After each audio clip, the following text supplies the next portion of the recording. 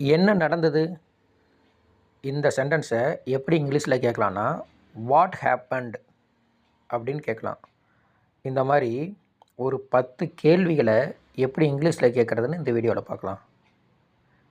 Next, நான் போகலாமா, நான் போகலாமா அப்படின்னு கேட்போம்ல, இதை இங்கிலீஷில் மே ஐ கோ, மே ஐ கோ அப்படின்னு சொல்லலாம்.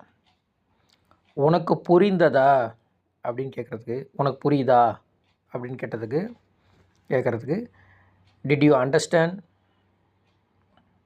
அப்படின்னு சொல்லலாம்.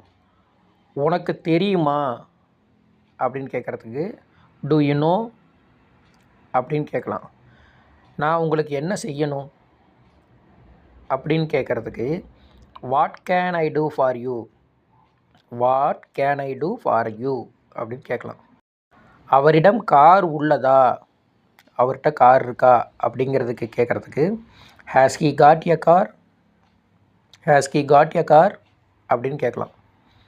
நாம் எங்கே சந்திப்பது, எங்கே மீட் பண்ணலாம் அப்படின்னு கேட்போம்ல, அதை இங்கிலீஷில் வேர் ஷல் வி மீட் அப்படின்னு கொஸ்டினை கேட்கலாம். வேர் ஷல் வி மீட். இன்னும் எவ்வளவு நேரமாகும், இதை இங்கிலீஷில் how long will it take, how long will it take அப்படின்னு கேட்கலாம். நான் அவனை எங்கே தேடுவது, நான் அவனை எங்கே தேடுவது, இதை இங்கிலீஷில் where should I look for him, where should I look for him அப்படின்னு கேட்கலாம். நான் இப்போது என்ன செய்வது, நான் இப்போது என்ன செய்வது அப்படிங்கிறத இங்கிலீஷில் what should I do now, what should I do now அப்படின்னு இங்கிலீஷில் கேட்கலாம். தேங்க்யூ.